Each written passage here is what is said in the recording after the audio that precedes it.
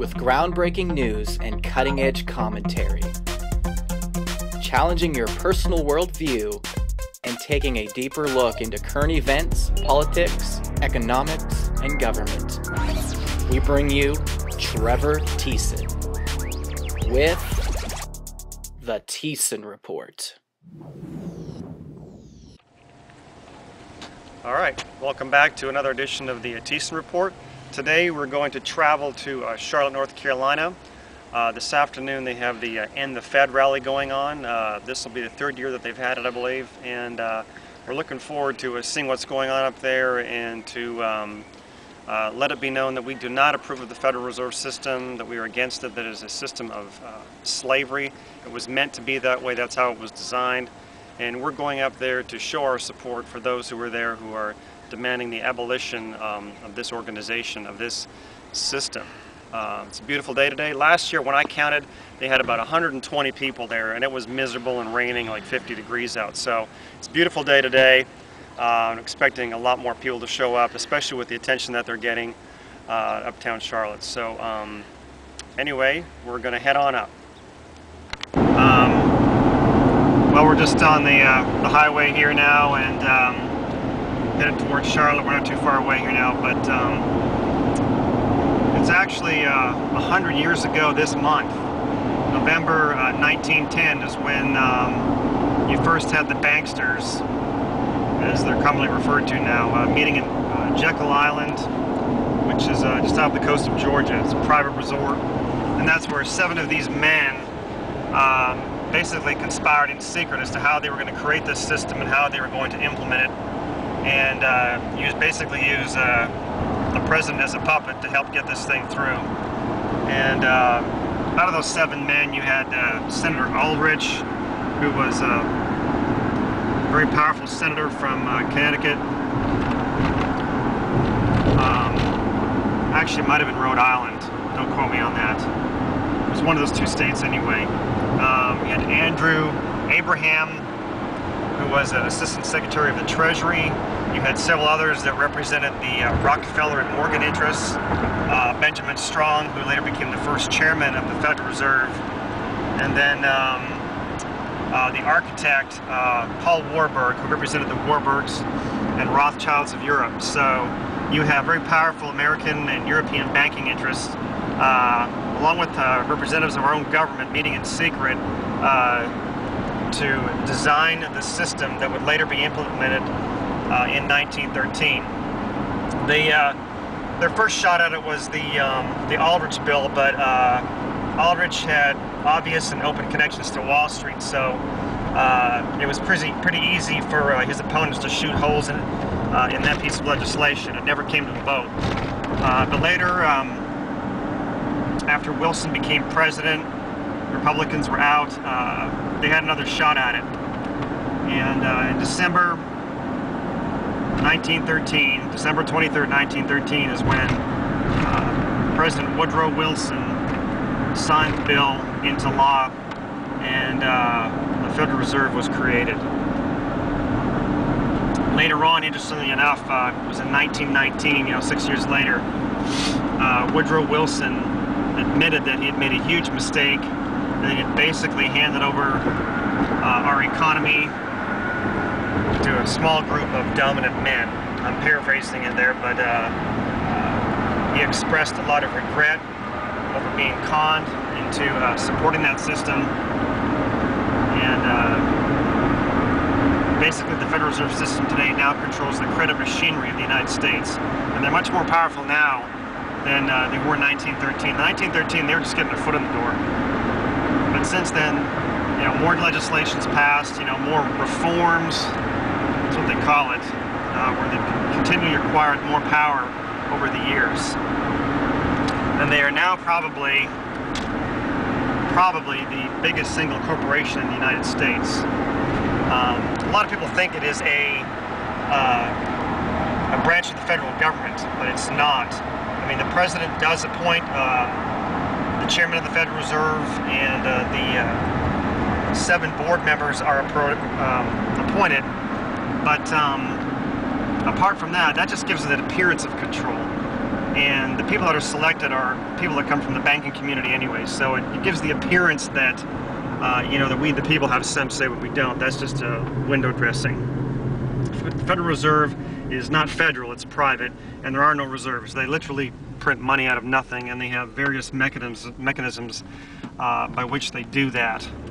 But even Alan Greenspan admitted on a TBS, was a Jim Laird News Hour a year or two ago, where he interviewed Greenspan, and Greenspan says openly, yeah, there is no branch of government that we report to. We don't answer to anybody, and we pretty much do as we see fit. And as long as things are that way, that's what we're gonna continue to do. So it was a very arrogant statement, actually. So anyway, we're on our way up there, and hopefully we'll be there fairly soon. Yeah, we're uptown Charlotte here. There's the Bank of Wachovia building there. Charlotte is actually the second largest banking center in the country after New York. Of course, New York, we're a distant second here compared to New York, but it is a major banking center here. You know, the headquarters of Bank of America and you know, Wachovia, which is now part of Wells Fargo. A number of big banks here, so it makes sense that there would be a Federal Reserve branch here. And this is not the district branch. There's basically 4 districts in the country. Richmond is the head of this district here. Satellite is basically like Charlotte is basically like a satellite branch. Just passing the bus terminal here, and should be coming up on the rally here in just a minute. Hopefully it'll be a pretty good turnout this year. We'll see what it looks like. I wasn't here the first year they had. I think that was in 2008. 2009 was when I was here last year, and that was pretty good in spite of the weather. For me personally, I first got woken up by this stuff when I read G. Edward Griffin's book, Creature from Jekyll Island. Excellent book, probably the best book on the subject, which doesn't just encompass the creation of the Fed, but the whole history of money and banking and a lot of American history. It's really incredible. And of course, Ron Paul's books, Congressman Ron Paul, Revolution and the Fed, which are excellent books as well. So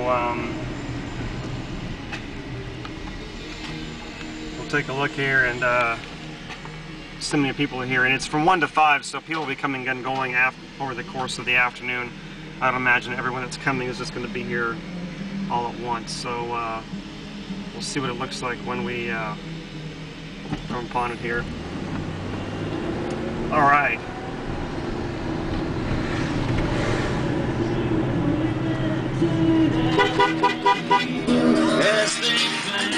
All right. A few people there, so we're gonna get parked, and then we're gonna head on over there. Yeah. Okay. Well, we're here now. We got a band down. They got a few people demonstrating out here peacefully. The satellite branch here in Charlotte, North Carolina, and doesn't appear they have any signs on front of what it is, but of course it's Sunday, probably hardly anybody there, but it doesn't matter. We're here to make a statement, and that's what people are out here for today. Let's go check it out.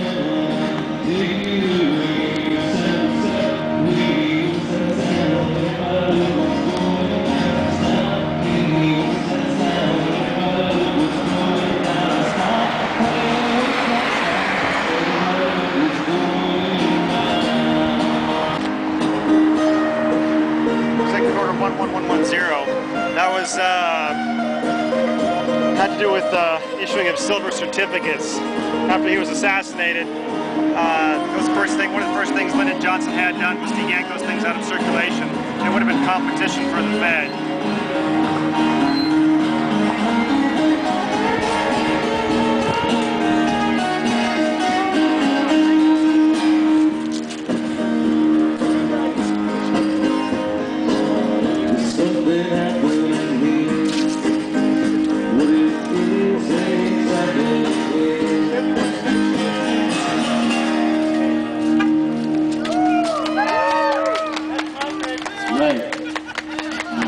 Actually, that's not entirely accurate, because what we're doing here is extremely clear. We're here protesting the corrupt institution that is the Federal Reserve System. I I think end the Fed is pretty clear cut. I don't think anybody thinks that we're like all about the Fed, so it's pretty clear. You know, Pat, you guys have come a long way from having 2 people here in A7. Look at all these patriotic folks waving signs, and singing songs and carrying signs. Hooray for our side.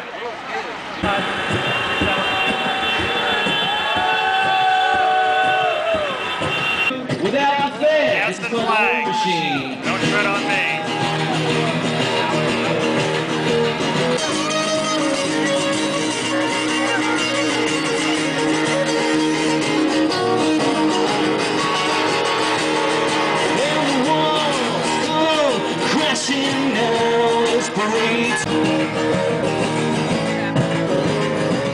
Entertained and held in bondage. Everybody, this is Pat, and she is the organizer for this year's 2010 Fed rally here in Charlotte, North Carolina. A lot of work to get something like this in place, but just want to let her say a few words about what's happening here. Hopefully, one day we'll come here on the anniversary of the Fed and celebrate the end of the Fed instead of ending the Fed. Yeah, celebrate the fact that, 5 years from now this will be a Burger King or something,